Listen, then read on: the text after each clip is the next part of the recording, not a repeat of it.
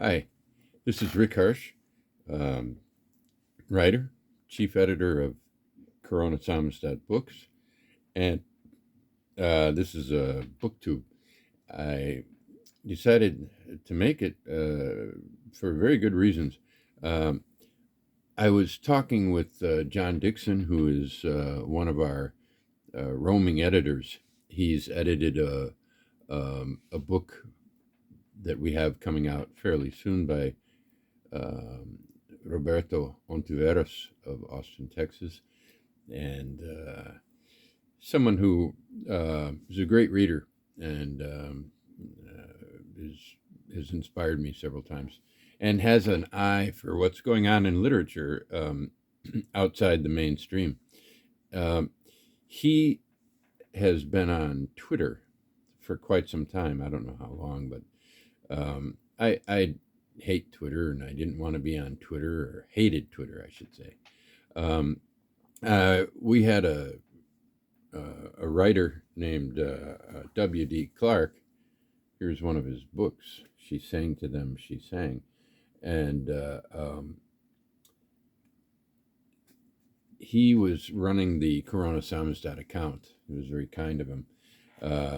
And recently, though, I heard that oh, where are you? He's way up there. We're running out. I have to. I only I only see 4 copies here. I'll look and see if I can find any more. But a bended circuity. It's going to be a while before we replace or reprint more, because we have to reprint Oscar Submerges by Zach Tanner and Solarium by Braden Matthew. And then we'll reprint a bended circuity. So it all depends on sales. You know, if 1,000 of you buy a book today, well, we'll probably be able to print soon. But that may not happen. I don't know. It's no, you know, 1,000 books. Worthy goal. Worthy goal. Speaking of 1,000 books, I have on my lap another book that this is getting. It's in the 990s now.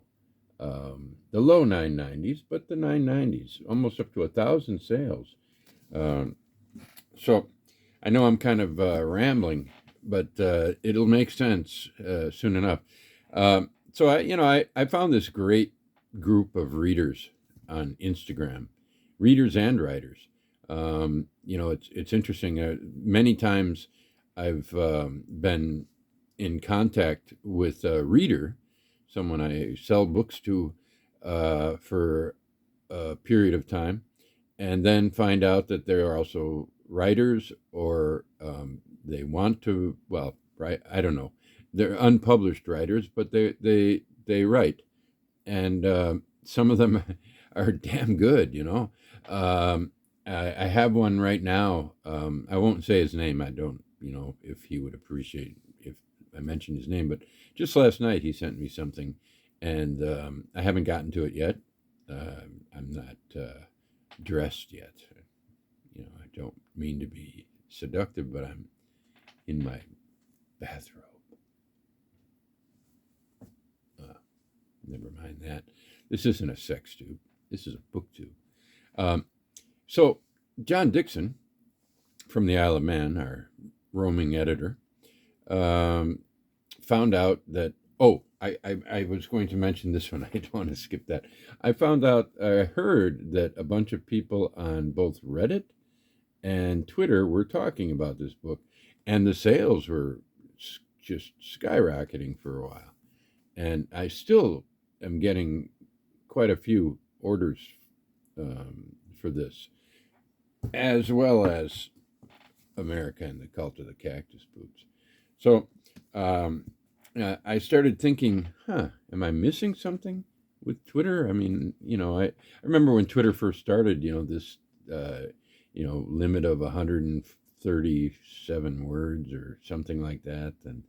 But I got on it at some point. Someone talked me into it. Then I just, I couldn't figure it out. I had no patience for it. And, and see what it could do for me.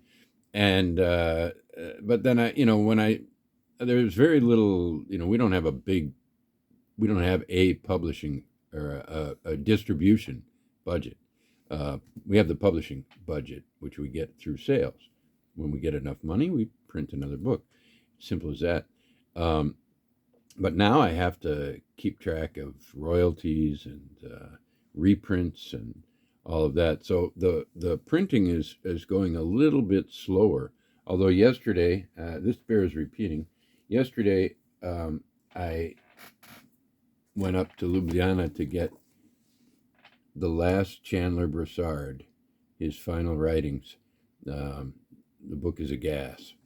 And this book, I don't know, it's sometimes a gas, but it's on gas. I mean, it's like on fuel. It's fueled, highly fueled writing.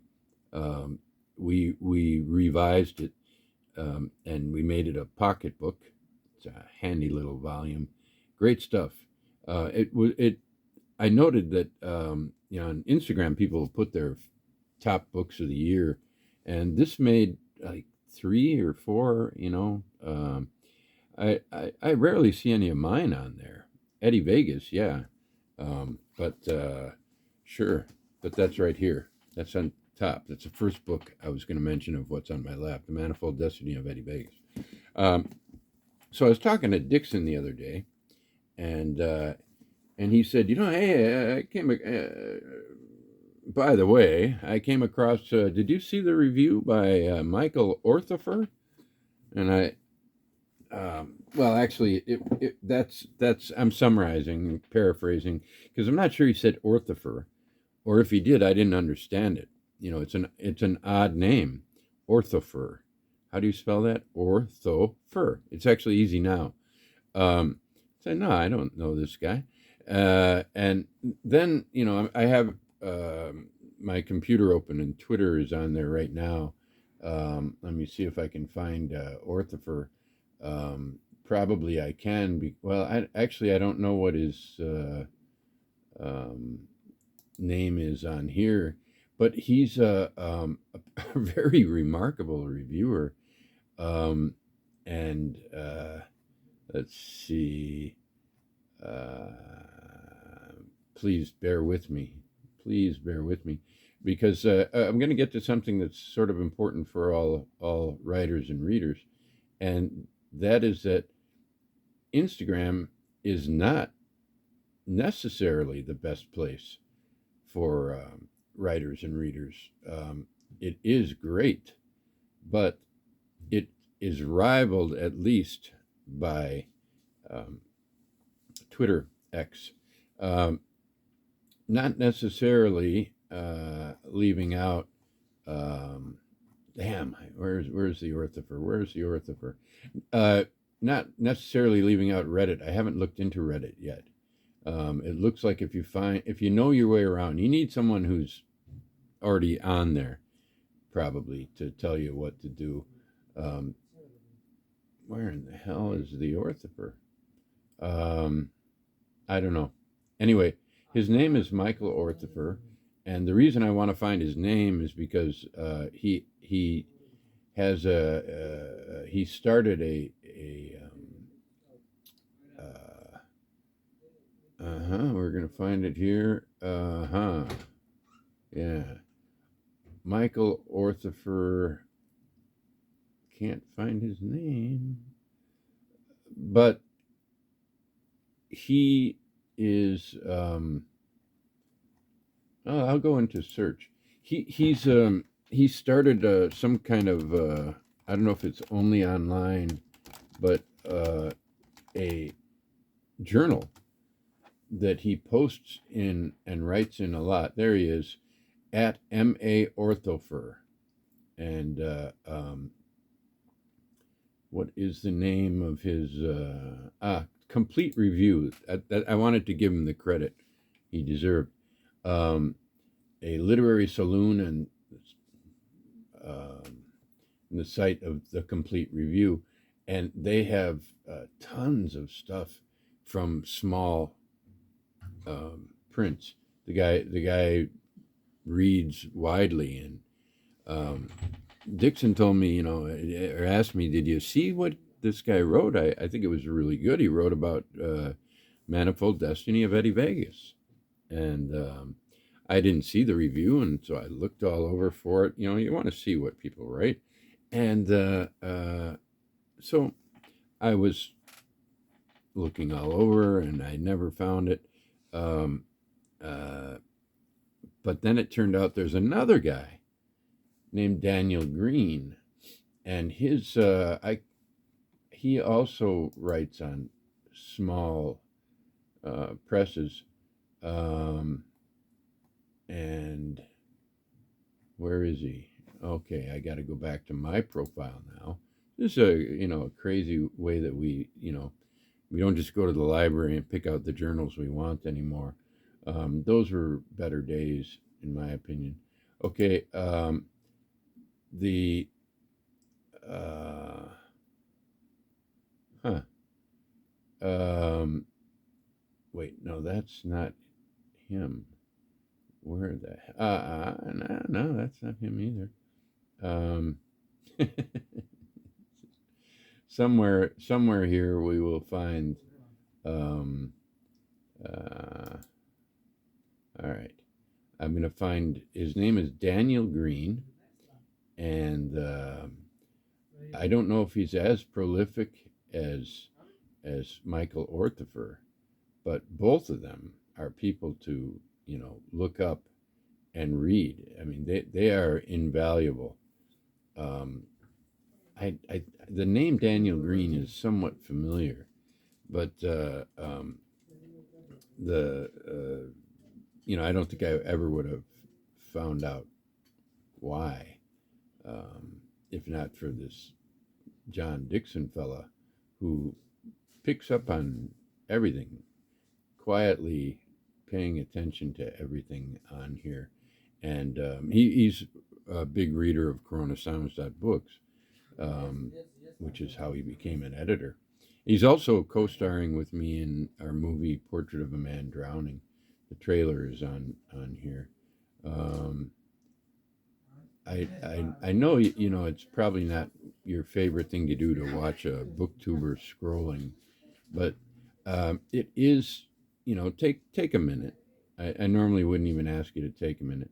Um, okay, let's search Daniel Green, because there's an odd connect to.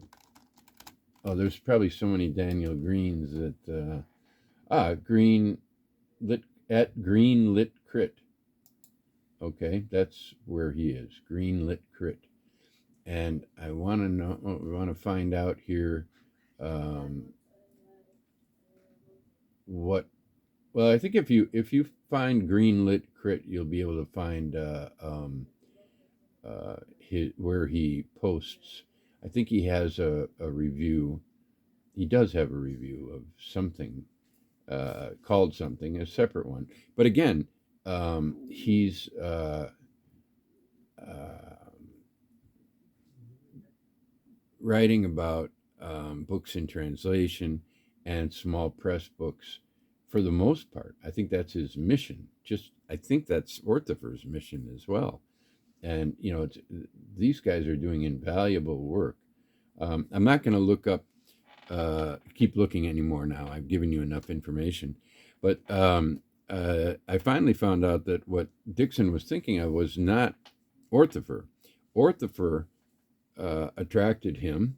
And then he just kept reading, and he'd forgotten that he actually went from one site to another. And from Orthofer, he went to Green at some point, and Green had written about the manifold destiny of Eddie Vegas. And what was impressive about it to me was um, he, as a reviewer for himself, he's writing about the book without um, superlatives or excessive superlatives, I should say. I mean, there was a superlative or two, but without categorizing, without rating the book. He's not. it was overall a positive review for me. I think, here's a guy who put a lot of thought into this fairly lengthy review, and but the way it was introduced was he was going to review several books from Corona Samizdat. How we came to him, I don't really know. Um, how he came to his attention, but this book is no longer sold by us because it was bought by Zero Gram Press. So it was really so he put some time into understanding the press. I mean, it's my um, I include as many people as possible in the press because I really am uncomfortable with the status of chief editor and decider of who gets published. I never like to refuse to publish someone, but it has to happen. I also don't take submissions, although submissions still come, and I rarely am able to fully say no. I try to keep down the number of pages I read, but you can't. To me, if you're a writer, you have to be generous with other writers. It's not even something you think about. Like the nature of the universe. I give that some thought. The absence of God. I'm still looking. I'm curious. Like what were you up to? Are you there? I don't think you are, but could you talk to me if you are? I got questions, and you give thought to things like that. Politics, you study it, and then you think, good God, what a species. We really suck. Right now, the horror of Gaza, there have been over 400 um, Palestinians killed while waiting for food deliveries. And people are literally starving to death now.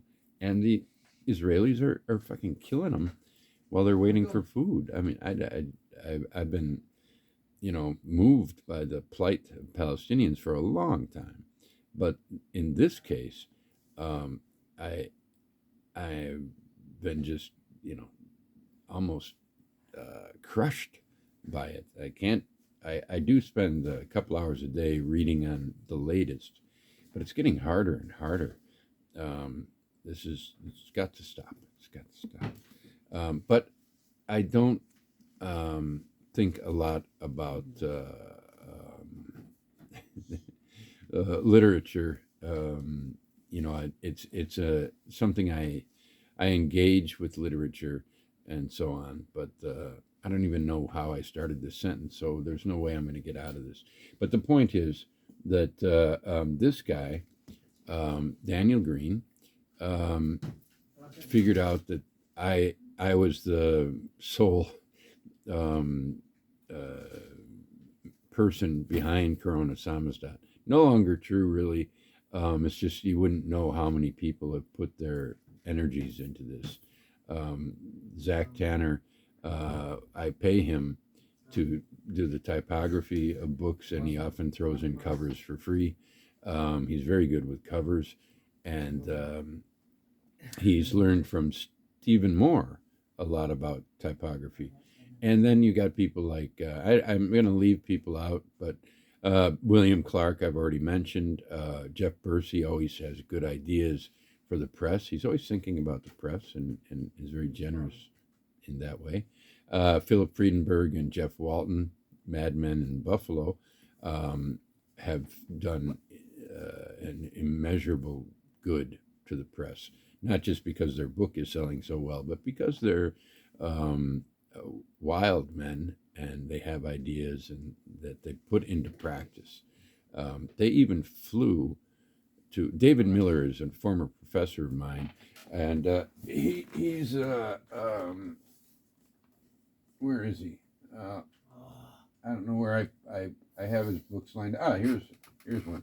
Um, he's in their book, and he also himself wrote a book, and Jeff and Bill put all their or whatever time and energy they needed into making this uh, smaller copy and with additional materials, a number of drawings by Jeff Walton in the back that go along with new writings by David Miller. And, it's a great book, Philosophy of Creativity. He spends a lot of time talking about Eastern religions, but it's not entirely. He talks about, the connections with Western philosophy. So, valuable book. And they actually flew out to visit David, who's in his 80s now. And they visited him in La Crosse, Wisconsin. What a wonderful gesture. So, anyway, so Daniel Green was writing about our books, but he included the first book we ever published, this, which was published along with, do we have a copy up here? No, and I'm not going to make you watch me look for a book, but it's my baseball book, which is one of my best anti-fascist books because the action takes place in northeastern Italy, where the origin of fascism and briefly period shortly after World War One, where it really grew and provoked the first anti-fascist organized anti-fascist activities. Slovenes fighting them. Anyway, so that these two were published together, and the press really got going when I got enough money to publish David Vardaman, and we have a lot on him, and there's a sale on him right now. You can get all four of them for the price of 3. Okay, so then Orthofer again in the same post, he had a long review, a very thoughtful review of America and the Cult of the Cactus Boots. And I noticed in that review, I probably read mine too fast, but I noticed in the review of Cactus Boots where he had doubts about the value or the effectiveness of part of the book. He would always undermine himself, or not really undermine himself, but he would always express doubt, like, not you look at Goodreads, that book sucked, that and even in the New York Times, in the end, I'd have to say that this doesn't work and this isn't a great writer. When he would have done that had he wanted to keep his job at the New York Times, he didn't. He went on to suggest other ways of looking at it, as fair-minded a review as I could imagine, and very deep as well, a deep dive. But he didn't stop there. He picked up She Sang to Them, She Sang, and in a way that I didn't when I first read parts of this book. He understood what was valuable in what Clark was doing, which was finding a new way of, maybe I shouldn't say it this way, but something, something similar to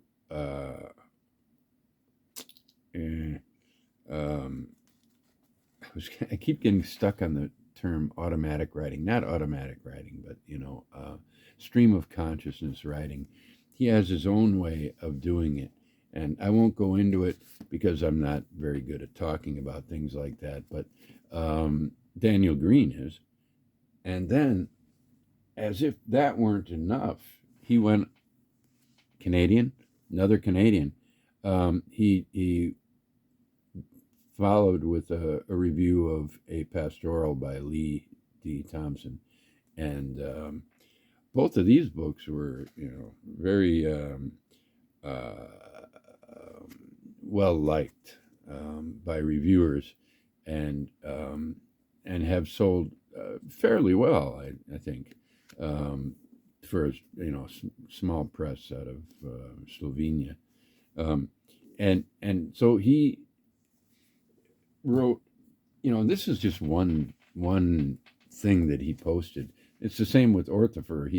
He actually hasn't written or anything about, as far as I know, any of our books. Certainly not Eddie Vegas, because Dixon wrote him and said, "Could you send me a link to that thing?" And he said, "I never read that book. I never heard of it," or something like that. But but he does so much reading in small presses that if he hasn't come to Corona Samizdat yet, well, he's an important writer for small press literature, and a veteran fringe writer, someone like, say, Seshu Foster, who was published by Kaya Press first, I think, and Asian diaspora literature. He's half Japanese, and but the other half is U.S. American, raised in East L.A. So there's also the Latin touch, you might say. And he's someone. City Lights published a couple of his books, so he's done well, but he's remained somewhat of a fringe author. He's taught a lot. That's an interesting phenomenon that Seshu Foster has taught in a lot of his sales have come to universities and libraries, but he would tell you the value of small presses, and it's always been the case that small presses have kept literature alive, because if you leave it to large presses, you have the wrong people making the choices. You have a sort of literary oligarchy running the show. But even before the social media, long before the social media outbreak, you had presses like New Directions and probably hundreds more over the years. Sun and Moon Press, which now exists as two small presses, relatively small, Zero Gram and Green Integer, I believe, are the two that came from Sun and Moon. Coffee House Press, I think, has been around a long time, and I was recently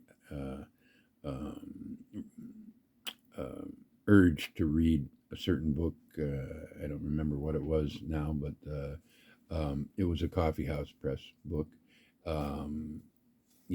Ones like Dalkey Archive, Fiction Collective are legendary, and as is New Directions, City Lights. But there are all kinds of them, even now, and they don't all have the money of Fitzcarraldo. They can pay translators. That would be my dream. I would love to pay translators. And anyway, this is my appreciation of X, Twitter, for literature, and probably political stuff as well. I don't really care about there are plenty of places for me to find the political commentary and context that I want to find, the news about what's going on every day in Gaza. I have 5 or 6 sources that I go to, and so this is the literary appreciation of X, and maybe Reddit. I don't know. It is, after all, read it. So half an hour of this, I think, is probably longer than I should have gone, but I think it's worth it for small press, for urging people and to go find these two people who each is worth a lot more than a half an hour. Thanks for listening, and even if you didn't, thanks for not listening. Thanks for being you and not me.